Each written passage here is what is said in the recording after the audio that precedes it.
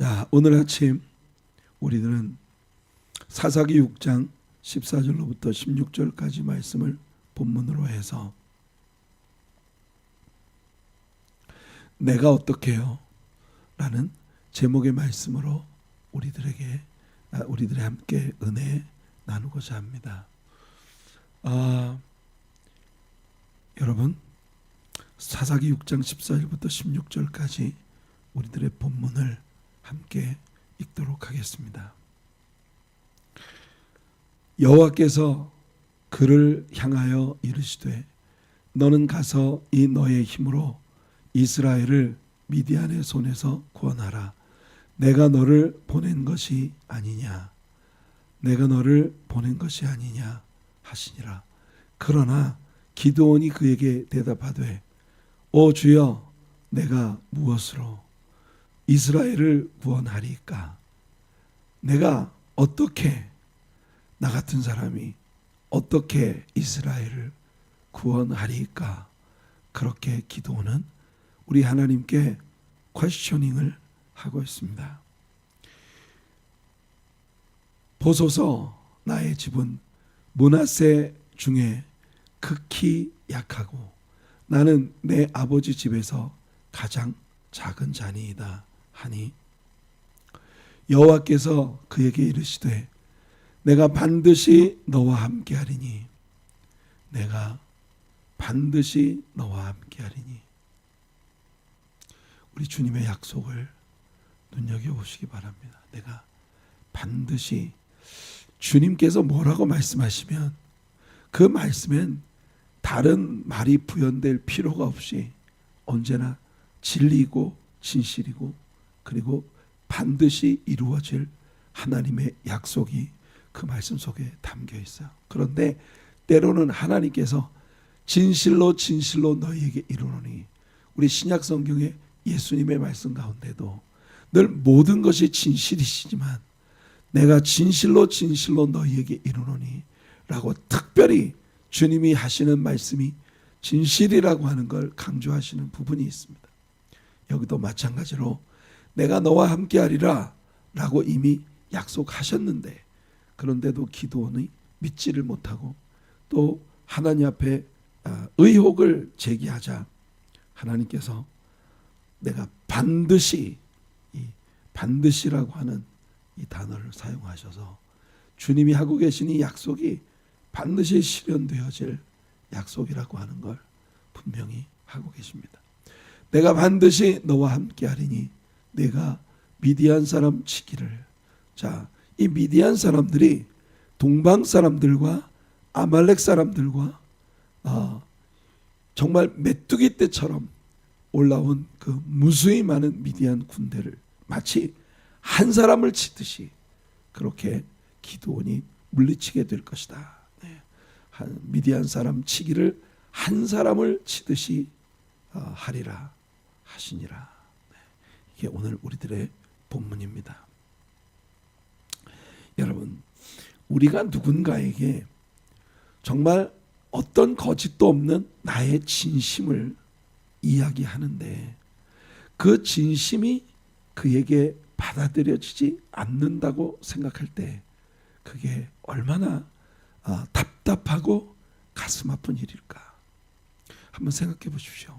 우리가 그런 일을 당할 때가 종종 있지 않습니까? 하나님은 분명히 지금 기드온에게 진심으로 다가서고 계십니다. 우리는 어제 새벽 예배를 통해서 여호와의 사자가 오브라에 있는 상수리 나무 아래 앉아 계신 모습을 보았습니다.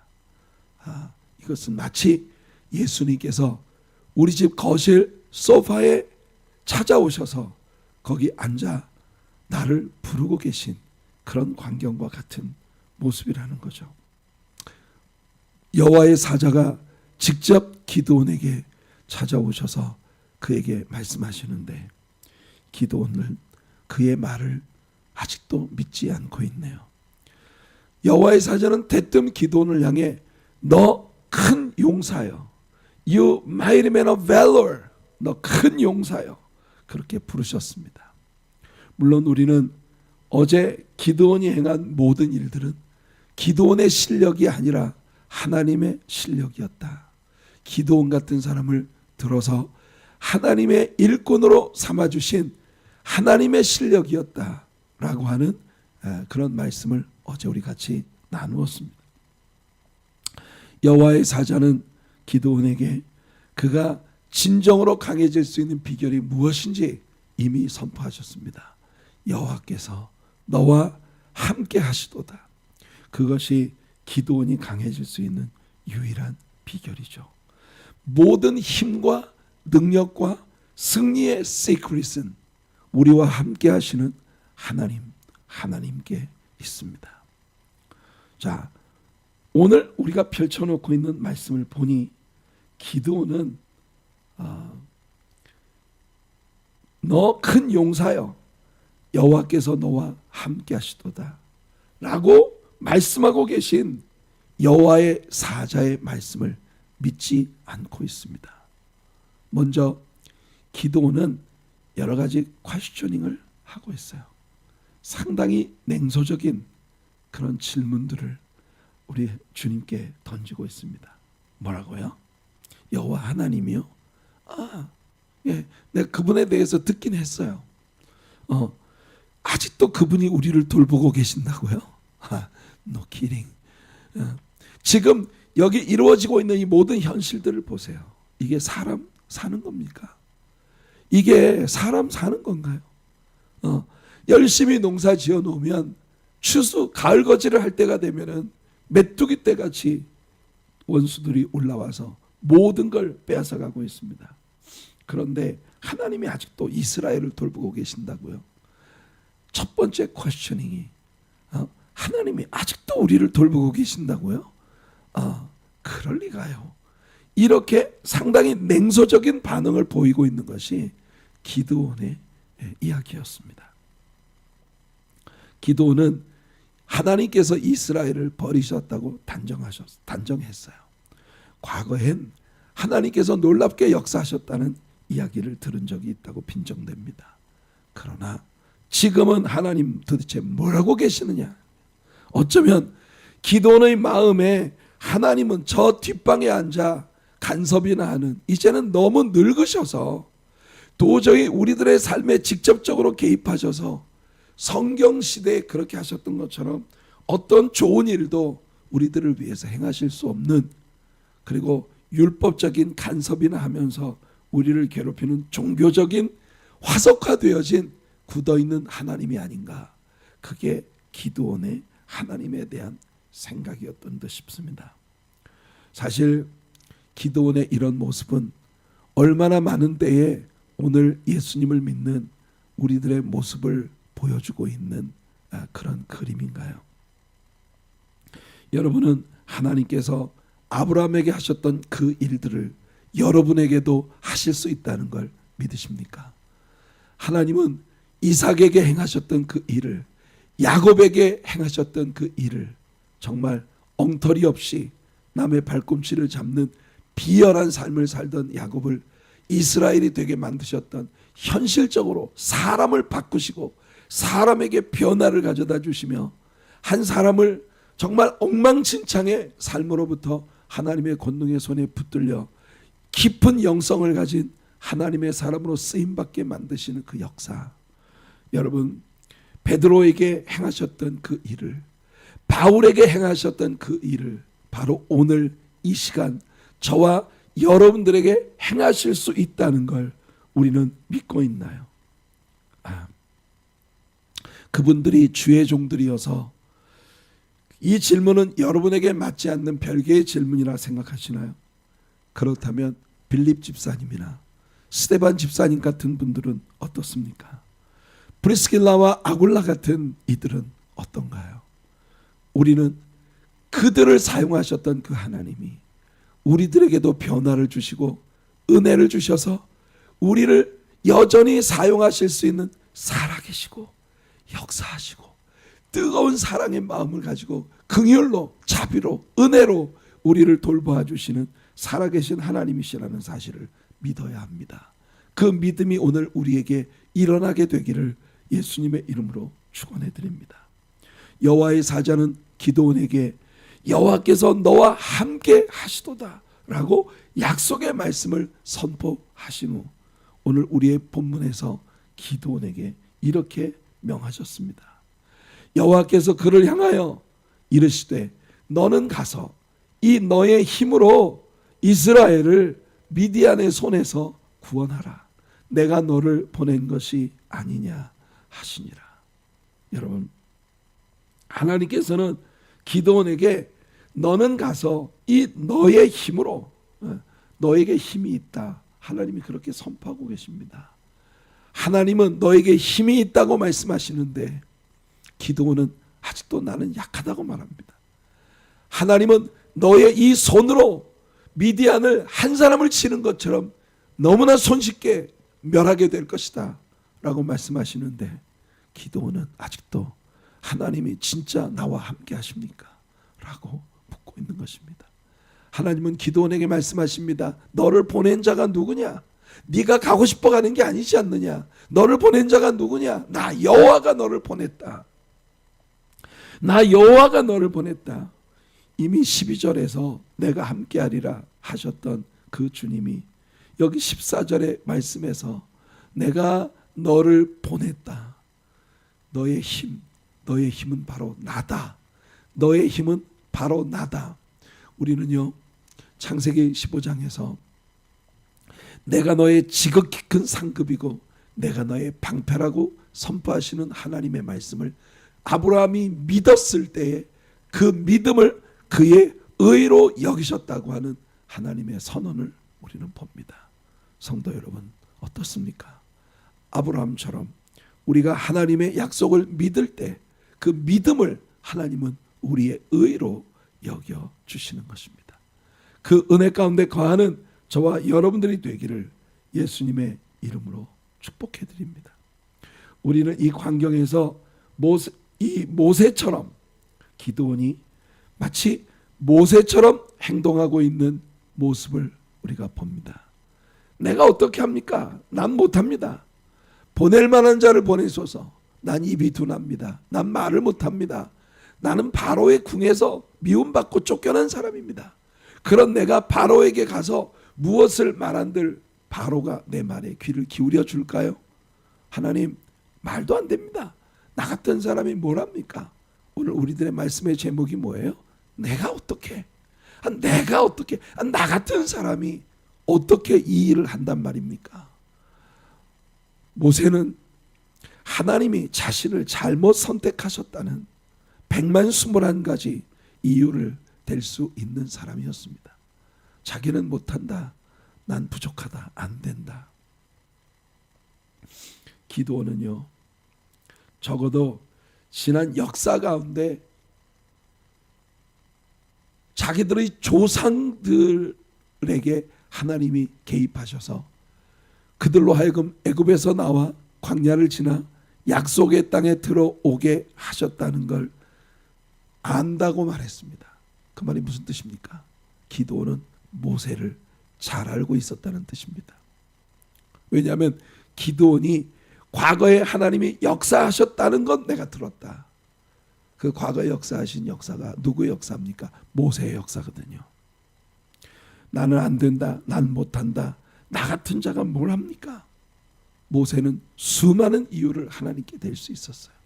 그러나 하나님은 그렇게 불평하고 원망하는 모세의 이야기를 다 들어주셨습니다.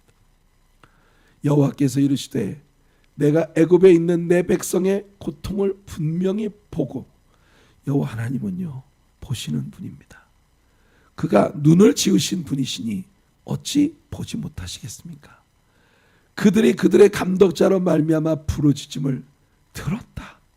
여호와 하나님은 들으시는 분입니다. 귀를 지으시니가 어찌 듣지 못하시겠습니까? 그 근심을 알고, 여호와 하나님은 인텔리전트하신 하나님이세요. 하나님은 지적인 하나님이세요. 그는 우리의 모든 고통, 우리의 마음의 아픔, 우리의 삶의 상처와 나의 부족함, 연약함, 이런 모든 것을 알고 계시는 분이십니다. 그리고 그는요 액션을 취하시는 분입니다. 내가 내려가서 그들을 애굽인의 손에서 건져내고, 할렐루야, 하나님은요 그 손으로 주의 백성들을 건져 주시는 하나님이십니다. 하나님은 그 손으로 주의 백성들의 삶에서 역사하시는 하나님이십니다.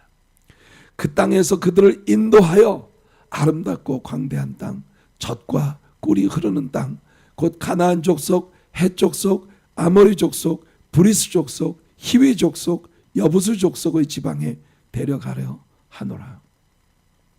이제 가라. 이스라엘 자손의 부르짖음이 내게 달하고 애굽 사람이 그들을 괴롭히는 학대도 내가 보았으니. 우리 하나님은 보시는 분이십니다. 눈을 지으신 하나님이 어찌 보지 못하시겠습니까? 이제 내가 너를 바로에게 보내어 기드온에게 하나님이 하셨던 것과 동일한 말씀을 하세요. 너를 보낸 것이 내가 아니냐, 내가 너를 보낸 것이 아니냐, 네가 가는 것이 아니라, 너의 힘으로 가는 것이 아니라 내가 너와 함께 있다, 내가 너를 보냈다. 하나님은요 역사 가운데 지치지 않으시는 하나님이십니다. 그게 은혜예요. 하나님이 저 같은 사람을 다루시는 일에 포기하지 않으신다는 것이 얼마나 큰 은혜인지. 하나님께서 여러분 같은 사람들을 하늘에 속한 하늘의 시민으로 다루어 주시고 계시다고 하는 게, 포기하지 않으신다는 게 얼마나 감사한 일인지. 내가 너를 바로에게 보내어 너에게 내 백성 이스라엘 자손을 애굽에서 인도하여 내게 하리라. 보세요. 주어 내가입니다. 내가 너를 바로에게 보냈고 내가 너로 하여금 내 백성 이스라엘 자손을 애굽에서 인도하여 내게 하리라. 내가 하리라. 주어와 수로 동사만, 주어와 동사만 남겨놓으면 이 문장은 내가 하리라. 너는 가기만 해라. 이게 하나님의 말씀인 거예요. 이게 은혜예요.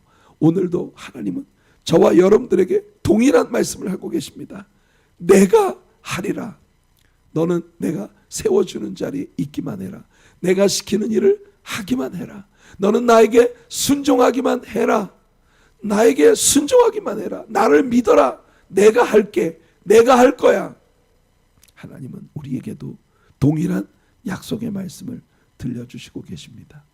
모세가 하나님께 아뢰되 내가 누구이기에, 하나님 내가 누굽니까? 내가 누구이기에 바로에게 가며 이스라엘 자손을 애굽에서 인도하여 내리까? 진짜 말 못 알아들어요.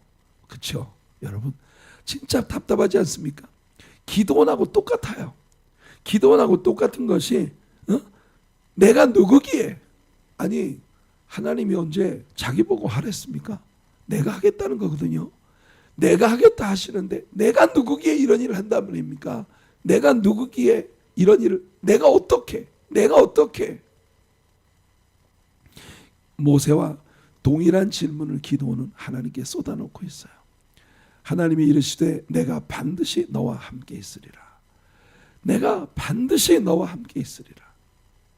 여러분 하나님은 우리 같은 사람을 들어 쓰시기 위해 참 애를 많이 쓰시는 분입니다. 그렇죠? 내가 그 백성을 애굽에서 인도하여 낸 후 너희가 이 산에서 하나님을 섬기리니 이것이 내가 너를 보낸 증거니라. 하나님은 컨퍼메이션을 주십니다. 모세야, 내가 지금 너와 만나고 있는 이 호렙산으로 네가 백성들을 데리고 와 여기서 나에게 예배하게 될 것이다. 그게 바로 내가 너를 보냈다는 컨퍼메이션이야. 사랑하는 성도 여러분, 사람들은요 하나님의 명령은 하나님의 능력이다 이런 말을 합니다. 여러분 저는 이것이 진리라고 믿습니다. 하나님의 부르심이 있는 곳에는 하나님의 공급하심이 반드시 따릅니다. 하나님이 우리에게 뭔가를 명하신다는 건 하나님이 그 일을 하실 수 있다는 뜻이에요. 그 하나님에 대한 우리의 반응은 다만 trust and obey, 믿음과 순종이어야 합니다. Trust and obedience. 우리가 하나님을 믿고 순종하면, 우리가 신명기의 주제가 Trust and Obedience라고 배웠습니다. 믿음과 순종의 책. 네가 나를 믿고 순종하면 내가 책임질게. 이것이 신명기의 약속이었어요. 하나님은 이스라엘 백성들을 구해내는 일을 여러분 모세에게 시키셨습니다. 기드온에게 시키셨습니다. 하나님은 절대로 실패하지 않으신다는 걸 믿어야 합니다. 오늘날 현실주의에 속한 사람들은 믿음으로 사는 사람들을 비웃습니다. 아니, 오늘 같은 시대에도 아직도 저렇게 바보 같은 믿음을 가진 사람이 있어? 라고 조롱합니다. 그러나 여러분, 하나님이 바뀌지 않으신 한 우리들의 믿음도 바뀔 필요가 없습니다. 여러분, 세상이 아무리 빠른 속도로 변하고 세상이 아무리 그 가치관에 변화가 있다 하더라도 하나님이 변하시지 않는 한 우리들도 변할 필요가 없습니다. 어제나 오늘이나 영원토록 동일하신 예수 그리스도가 바뀌지 않으시는 한 우리들도 바뀔 필요가 없는 것입니다. 사랑하는 성도 여러분, 믿음이 없이는 우리가 이 세상을 살아갈 수가 없습니다.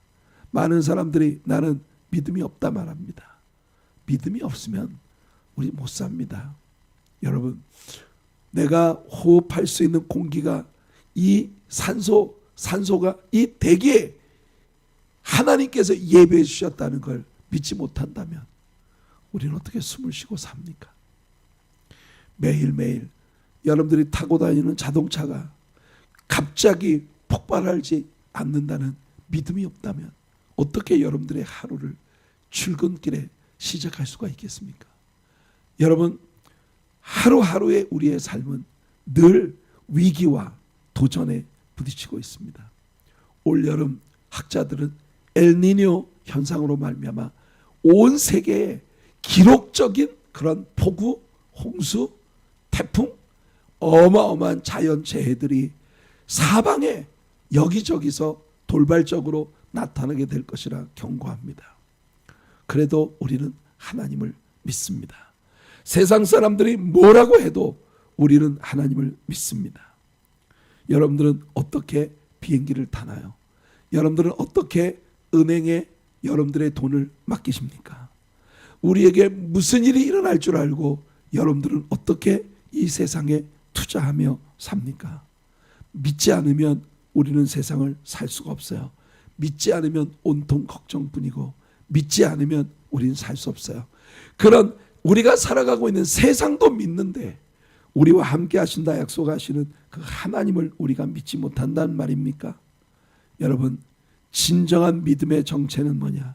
내 눈에 보는 것이 어떠하든지, 내 마음이 느끼는 것이 어떠하든지, 내 삶의 현실이 어떠하든지 하나님은 절대로 거짓말하지 못하시는 하나님, 절대로 하나님은 He never fail, 절대로 실패함이 없으신 하나님, 그 하나님을 우리는 믿어야 합니다. 하나님이 기드온에게 요구하고 계신 것이 바로 그겁니다. 하나님께서 기드온에게 요구하시는 게 바로 그거예요. 미디안 사람들이 해마다 올라와서 우리를 노략질합니다. 지난 7년 동안 우리 현실이 그랬습니다. 우리는 안 됩니다. 기드온은 계속 눈에 보이는 것, 손에 잡히는 것, 그것을 강조합니다. It's not by sight, but by faith. We live not by sight, but by faith. 우리 눈으로 보는 것으로 사는 자가 아니라 믿음으로 사는 자입니다. 사사기 6장 27절을 보시면 이에 기드온이 종 10사람을 데리고 여호와께서 그에게 말씀하신 대로 행하되. 우린 여기서요 깜짝 놀라게 됩니다. 뭐라고요? 기드온이 누굴 데리고 갔다고요? 종 10명을 데리고 갔답니다. 이 말씀을 읽으면서 우리는요 기드온에게 지금까지 사기당한 것 같은 느낌이에요. 기드온은 우리 아버지 집안은 므낫세 지파 중에서 제일 작은 가정이고 우리 아비의 집에서도 나는 제일 미약한 자입니다. 근데 기드온이 하나님의 말씀대로 행하자고 작정을 하고 보니 기드온이 그 일을 수행하기 위해 데리고 갈 수 있는 10사람의 종이 있어요. 기드온이 못 사는 게 아니었네. 기드온의 집이 약한 게 아니었네. 아직도 기드온이 쓸 수 있는, 데려다 쓸 수 있는 10명의 종이 있는 사람입니다. 여러분, 많은 때에 우리는 나는 약합니다, 난 부족합니다, 나는 못합니다 라고 말하는 것이 일종의 습관이 되어버린 그런 우리들의 모습을 만나게 됩니다. 성도 여러분, 여러분들은 어떠신가요? 혹시 아직도 내가 데려다 쓸 10사람이 내게 있는데, 여러분, 우리 이순신 장군의 명량대첩을 영화화한 그 영화의 대사를 기억합니다. 신에게는 아직도 12척의 배가 남아있나이다. 여러분, 우리가 어떤 시각으로, 어떤 시선으로 우리의 삶을 보느냐, 판이하게 달라집니다. 믿음의 눈으로 보면 아직도 우리에겐 12척의 배가 남아있어요. 믿음이 없이 내 삶을 12척밖에 안 남았어. 수백 척의 배를 밀고 들어오는 저 일본 왜군들을 내가 어떻게 당할 수 있단 말이야. 시선의 변화입니다. 여러분, 아직도 기드온에게는 이 명령을 수행하면서도 두려움이 남아있어요. 그러나 우리는 기드온이 시각의 변화를 갖기 시작하는 모습을 이제 보게 될 것입니다. 작은 자, 부족한 자, 모자라는 자라고 말하는 기드온의 언어는 일종의 습관이었던 것으로 드러납니다. 성도 여러분, 중요한 건 나와 함께 하시는 그분이 누구신지, 나와 함께 하시는 그분이 무엇을 하려 하시는지, 그분의 계획과 그분의 능력을 우리가 신뢰한다면 우리는 아직도 넘치도록 힘을 가지고 있는 자입니다. 바울의 말을 들어보세요. 여러분, 하나님이 누구신지 의혹하시면 안 됩니다. 하나님의 능력이 어떤지 의혹하시면 안 됩니다. 하나님께 줄기차게 퀘셔닝을 하고 있는 기드온같이, 모세같이 그렇게 해서는 안 됩니다. 자, 로마서 11장 34절에서 바울이 인용합니다. 누가 주의 마음을 알았느냐? 누가 그의 모사가 되냐? 누가 감히 주님을 가르치려 드느냐? 이렇게 묻고 있는데, 이 말씀은 이사야 선지자의 말씀을 인용한 겁니다. 이사야 40장 13절에 이사야가 말하기를, 누가 여호와의 영을 지도하였으며 누가 그의 모사가 되어 그를 가르쳤으랴. 이 말씀을 바울이 이렇게 인용한 겁니다. 누가 주의 마음을 알았느냐? 누가 그의 모사가, 뭘? 네가 주의 마음을 다 안다고 확신하지 말아라. 네가 주님을 가르치려고 들지 말아라. 주님은 믿음의 대상이지 주님을 설득하려고 하지 말아라. 고린도전서 2장 16절에도 바울은 같은 마음을 갖고 있습니다. 누가 주의 마음을 알아서 주를 가르치겠느냐? 그러나, 저는 이 말씀이 너무 좋습니다. 그러나 우리가 그리스도의 마음을 가졌느니라. 바울이 여기서 말하고 있는 그리스도의 마음은 어떤 마음일까요? 바울이 여기서 말하는 그리스도의 마음은 어떤 마음일까요? 하나님을 믿는 마음입니다. 하나님을 믿는 마음이에요. 여러분, 예수 그리스도는 그가 하나님이시면서도 하나님과 동등됨을 취할 그 자리를 내려놓으시고 자기를 비어 종의 형체를 가져 사람의 모양으로 나타나서 죽기까지 복종하셨습니다. 예수님은 그의 생애 가운데 이른 새벽마다 한적한 곳에 나가 주님께, 하나님께 기도하셨어요. 성부 하나님께. 그리고 예수님은 내 아버지가 이제까지 일하시니 나도 일한다 하십니다.